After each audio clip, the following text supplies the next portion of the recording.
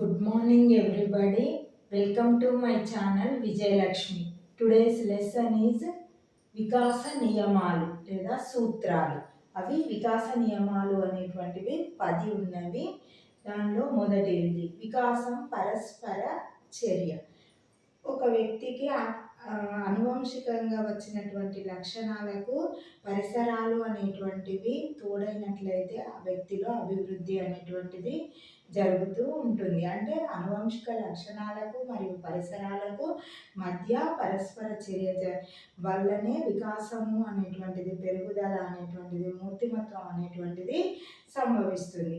ఉదాహరణకు ఒక వ్యక్తికి గాత్రము అనేటువంటిది తల్లిదండ్రుల నుండి వచ్చిందనుకోండి, వాళ్లకు మంచి శిక్షణ, మంచి పరిసరాలను కల్పించినట్లయితే వాళ్ళలో వికాసం అనేటువంటిది జరిగి మంచి గాయకుడిగా మారడానికి అవకాశం అనేటువంటిది ఉంటుంది.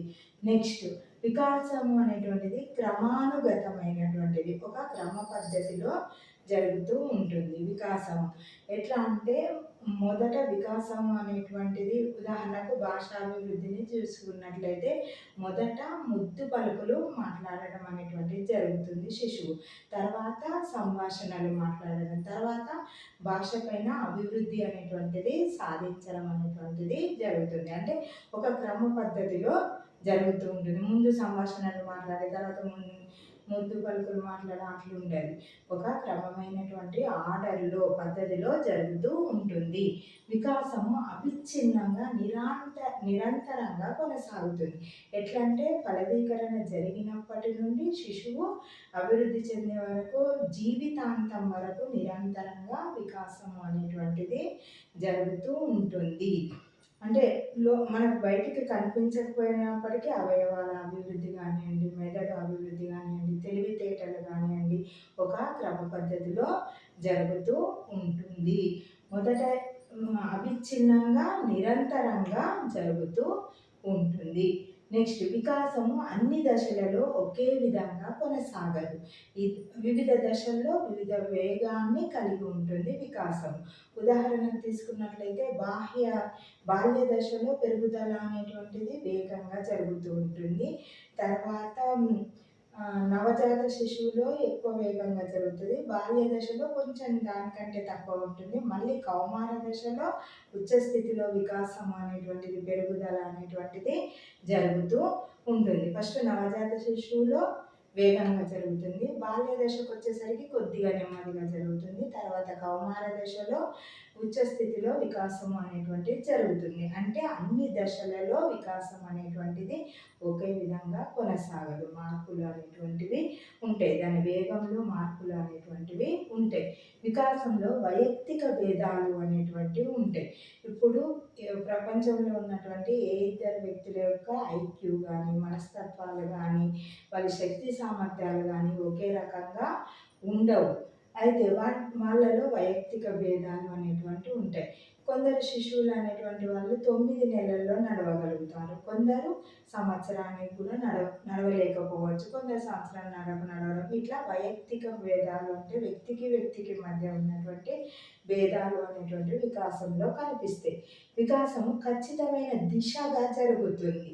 ఎట్లా అంటే శిరపాదాభిముఖంగా జరుగుతుంది, సమీపస్థ దూరస్థ దిశగా జరుగుతూ ఉంటుంది. శిరపాదాభిముఖం అంటే శిరస్సులోని భాగాలు ఫస్ట్ అభివృద్ధి చెంది తర్వాత మిగిలినటువంటి భాగాలు అనేటువంటివి అభివృద్ధి చెందుతాయి. ఉదాహరణకు శిశువును గమనించినట్లయితే మొదట శిశువు తలను నిలబెట్టడం అనేటువంటిది జరుగుతుంది, తర్వాత కూర్చోవడం అనేటువంటిది జరుగుతుంది, తర్వాత నడవడం అంటే శిరస్సు నుండి పాదాభిముఖంగా వికాసము అనేటువంటిది జరుగుతుంది.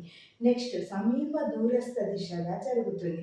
అంటే మొదట పెద్ద కండరాలు అనేటువంటివి అభివృద్ధి చెంది తర్వాత సూక్ష్మమైనటువంటి కండరాలు అనేటువంటివి అభివృద్ధి చెందడం అనేటువంటిది జరుగుతుంది. మొదట చేతి కండరాలు అనేటువంటివి అభివృద్ధి చెందుతాయి, తర్వాత వేలిలోని కండరాలు అనేటువంటివి అభివృద్ధి చెందుతాయి. అంటే సమీపస్థ భాగాల నుండి దూరస్థ భాగాలకు, స్థూల భాగాల నుండి సూక్ష్మ భాగాలకు వికాసం అనేటువంటిది సంభవిస్తూ ఉంటుంది. నెక్స్ట్, వికాసము పరస్పర సంబంధంగా కొనసాగుతుంది.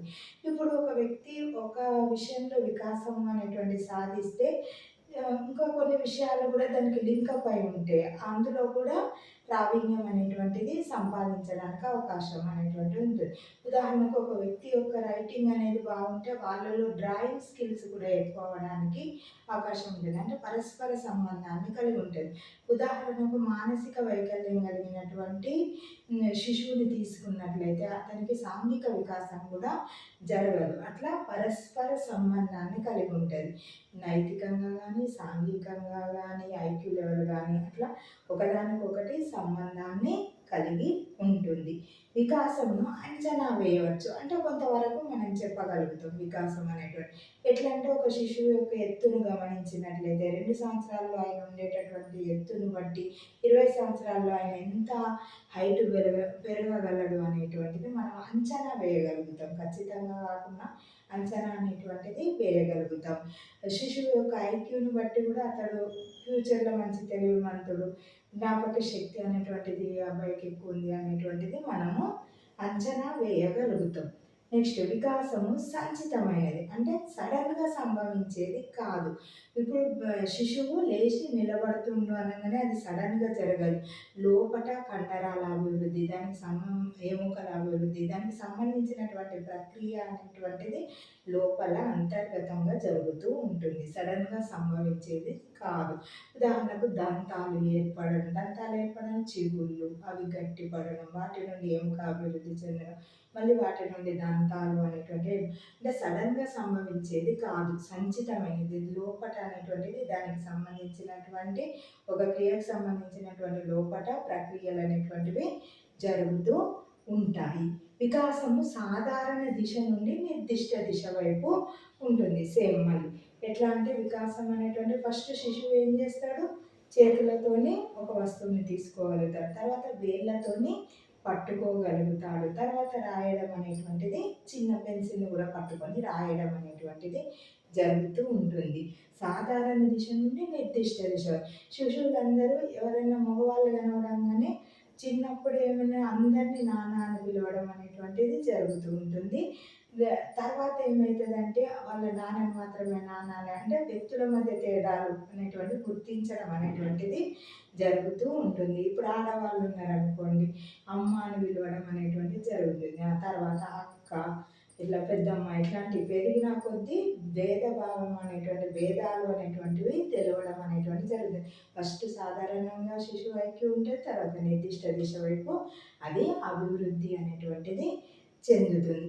మరి ఉపాధ్యాయుడు ఎందుకు విద్యా విషయంలో ఈ వికాసము అనేటువంటిది నేర్చుకోవడం వల్ల ఉపయోగం ఏంటిది, ఉపాధ్యాయునికి కలిగే లాభం, దానివల్ల విద్యార్థికి కలిగేటటువంటి లాభం ఏమిటో తెలుసుకుందాం. ఇప్పుడు వికాసం వల్ల ఏం తెలుస్తుంది, వైయక్తిక భేదాలు అనేటువంటివి తెలియడం అనేటువంటిది జరుగుతుంది. వైయక్తిక భేదాలు అనేటివి తెలియడం వల్ల శిశువు యొక్క ఐక్యూ లెవెల్ని బట్టి మనకి బోధించడానికి అవకాశం అనేటువంటిది ఉంటుంది. శిశువు యొక్క ఆసక్తులు తెలవడం అనేటువంటి జరుగుతుంది. ఆసక్తిని బట్టి మనం మనకి ఏ రంగంలో అభివృద్ధి చెందగలుగుతాడని ఆ దిశగా మనం ప్రోత్సహించడానికి అవకాశం అనేటువంటిది ఉంటుంది. ఒక శిశువు అనువంశికంగా మంచి స్కిల్స్ అనేటువంటివి వచ్చినాయి అనుకోండి తల్లిదండ్రుల నుండి, అది అభివృద్ధి చెందడానికి అవసరమైనటువంటి పరిసరాలను మనం కల్పించడానికి ఉపాధ్యాయునికి ఈ వికాస సూత్రాలు నేర్చుకోవడం వల్ల ఉపయోగం అనేటువంటిది ఉంటుంది. ఈ విధంగా వికాసం అనేటువంటిది ఉపయోగపడుతుంది ఉపాధ్యాయునికి. ఇప్పుడు వ్యక్తి యొక్క ఐక్యూని తెలుసుకున్నాం అనుకోండి, ఉన్నతమైనటువంటి దిశగా వాడిని ప్రోత్సహించడానికి అవకాశం అనేటువంటిది జరుగుతుంది. నా వీడియో కనుక నచ్చినట్లయితే లైక్ చేయండి, షేర్ చేయండి, నా ఛానల్ని సబ్స్క్రైబ్ చేసుకోండి. Thank you for watching.